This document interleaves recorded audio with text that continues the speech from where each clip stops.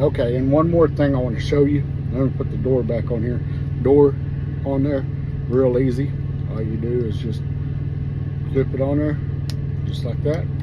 Close it up, and your door's back on. It's waterproof again. It's not waterproof with the medium light, of course, but now let's show you.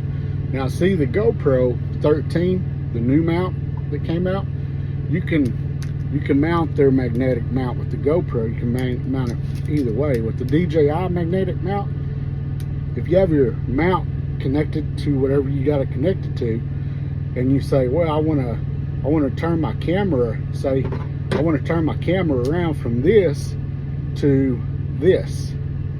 Well, you can't, because it won't magnet like that. It won't connect. With the GoPro magnetic mount, it will go either way.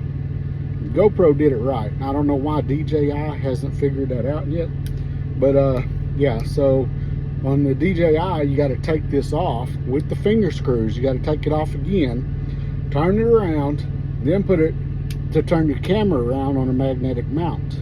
So you're still using the finger screw with the DJI in order to turn your camera back and forth, because you got to take this off, turn it around to turn your camera around.